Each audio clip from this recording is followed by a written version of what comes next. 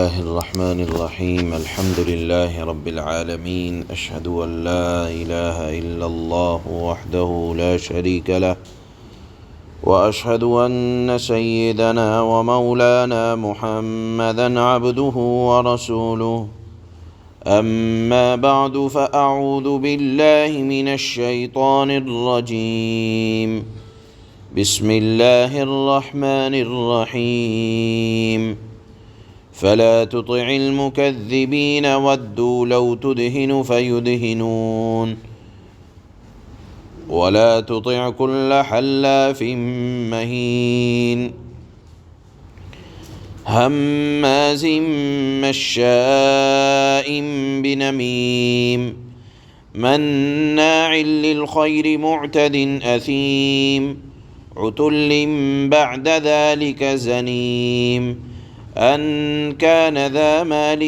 وبنين إذا تتلى عليه آياتنا قال أساطير الأولين سنسمه على الخرطوم صدق الله مولانا العلي العظيم۔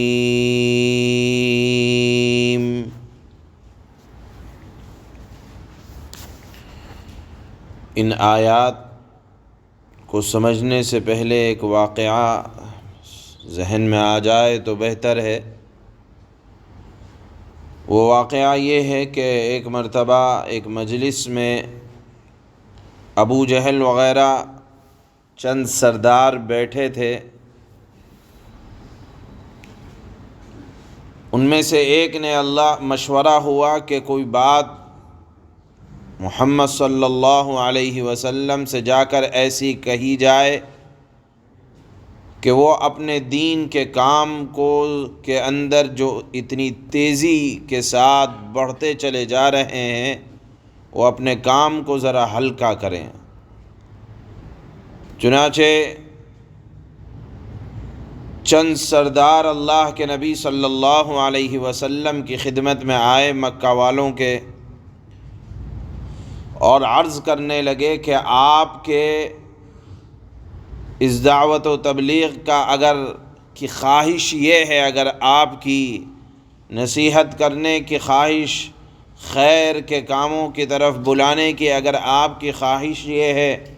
کہ آپ کو سرداری مل جائے تو ہم آپ کو اپنا سردار بنانے کے لیے تیار ہیں۔ اگر آپ کی خواہش یہ ہے کہ کسی بڑے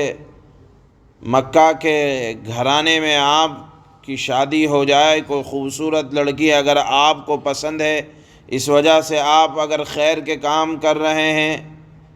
تو آپ جس سے کہیں ہم آپ کا نکاح کرا دیں، اور اگر آپ کا اس پند و نصائح سے مقصود یہ ہے کہ مال و دولت والے بن جائیں تو ہم آپ کو خود اتنا مال و دولت دے دیں گے لا کر کہ آپ کو کسی کی ضرورت نہیں رہے گی، لیکن آپ کریں یہ صرف کہ آپ نے یہ جو سلسلہ شروع کیا ہے اس کو بند کر دیں، یا کم از کم آپ اپنی عبادت کیا کریں مگر ہمارے بتوں کی مذمت،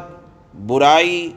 اور لوگوں کو اس سے منع نہ کیا کریں تو ہم بھی آپ پر طعن و تشنیع نہ کریں گے۔ گویا کہ صلح کی بات کرنے آئے کہ آپ اپنا کام کرو لیکن شرک کی برائی نہ کرو، آپ ہمارے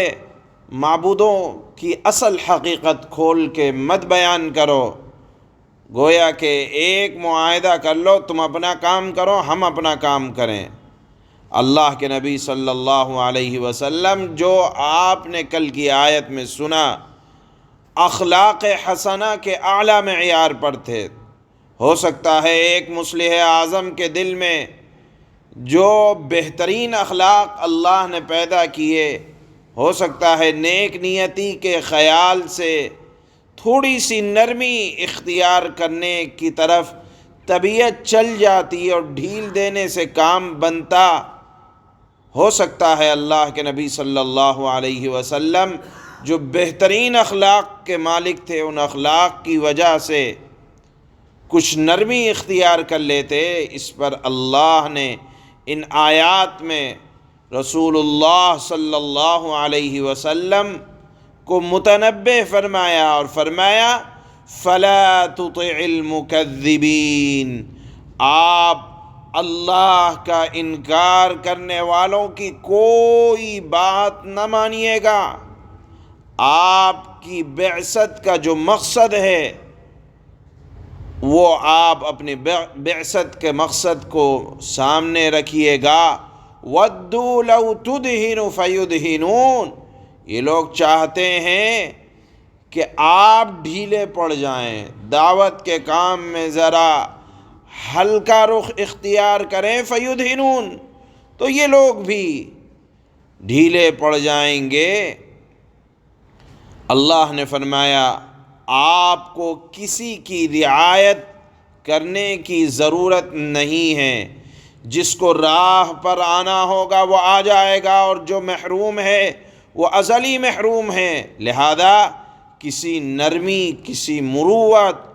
اور شرک کے سلسلے میں کسی کے پاس و لحاظ سے آپ بالکل مصالحت نہ فرمائیں گے۔ در حقیقت اللہ کے نبی صلی اللہ علیہ وسلم کرنے بھی والے نہیں تھے، لیکن امت کو تعلیم دی۔ علماء نے لکھا ہے کہ دین کے یا شرک کے سلسلے میں ایسا معاہدہ کہ ہم توحید پہ قائم رہیں، تم شرک کرتے رہو، تو ذمہ داری ہے ہماری کہ ہم شرک کو برا کہیں گے کہ پتھروں سے کچھ نہیں ہوتا، اس حقیقت کو واضح کریں گے۔ اس سلسلے میں کسی طرح کی مداہنت کی ضرورت نہیں ہے، کسی طرح کی مصالحت کی ضرورت نہیں ہے۔ ان آیات سے معلوم ہوا کہ دین کے معاملے میں ایسی نرمی اختیار کرنا جس سے مداہنت ہو، یہ شریعت کے اندر ممنوع ہے۔ اللہ کے نبی صلی اللہ علیہ وسلم کو بھی اللہ نے منع فرمایا۔ اللہ نے منع فرمایا کہ ایسا سودا کر لینا کہ ہم تمہیں کچھ نہیں کہیں گے، تم ہمیں کچھ نہ کہو، یہ مداہنت فی الدین ہے، دین کے اندر مداہن ہے، حرام ہے۔ بلا کسی اضطراری مجبوری کے ایسا معاہدہ کرنا علماء نے لکھا ہے کہ جائز نہیں ہے، الا یہ کہ بات جان پر بن آئے اور کوئی کہنے لگے تم ایسا کہو، تو اس کے لیے بھی لکھا ہے کہ بہتر ہے کہ اگر جان چلی جائے توحید کے لیے بہتر، لیکن اضطراری معاملہ ہے، اگر زبان سے کہہ دیں لیکن دل ایمان پر، اسلام پر مطمئن اور جمع ہوا ہو تو اس کی اجازت ہے، لیکن بلا کسی مجبوری اور اضطراری حالت کے ایسا معاہدہ کرنا کی اجازت نہیں ہے۔ تو پہلے اللہ نے اپنے حبیب صلی اللہ علیہ وسلم کو منع فرمایا اور فرمایا کہ آپ ان میں سے کسی کی بھی ایسی بات نہ مانیں جو طعنہ دینے والا ہو، چغل خور ہو، نیک کاموں سے روکنے والا، بد مزاج ہو، اور محض کسی کی بات کو اس لیے نہیں مانا جائے گا کہ یہ سردار بن کر آیا ہے، یا اس کے پاس مال ہے، یا اس کی اولاد بہت زیادہ ہے۔ یعنی معاشرے میں عام طور پر بڑا اس کو سمجھتے ہیں جو مال کے اعتبار سے، اولاد کے اعتبار سے بڑا ہو۔ چنانچہ ان میں بھی ایک سردار بن کر آیا تھا جس کا نام تھا ولید بن مغیرہ۔ مکہ والے بڑی اس کی عزت کیا کرتے تھے، اور وہ اللہ اور اللہ کے نبی کا دشمن بھی تھا۔ اس کے پاس اولاد بھی تھی، مال بھی تھا۔ ہو سکتا تھا کہ کوئی کہنے والا کہہ دے کہ اتنا بڑا آدمی آیا ہے، بات مان لی جائے۔ اللہ نے فرمایا کہ بڑائی مال سے یا اولاد کے نشے میں کوئی بڑا نہیں ہوا کرتا، بڑا تو اطاعت سے بنتا ہے۔ لہذا اللہ نے فرمایا کہ کسی بھی ایسے شخص کی آپ بات نہ مانیں جو چاہے مال کے اعتبار سے یا اولاد کی کثرت پر فخر کرنے والا ہو۔ اللہ نے فرمایا کہ عن قریب ایسی سزا دی جائے گی ایسے ناشکروں کو کہ کبر و غرور کو وہ سزا مٹا دے گی۔ سنسمہ علی الخرطوم، یعنی ہم عن قریب اس کی ناک پر جو بڑی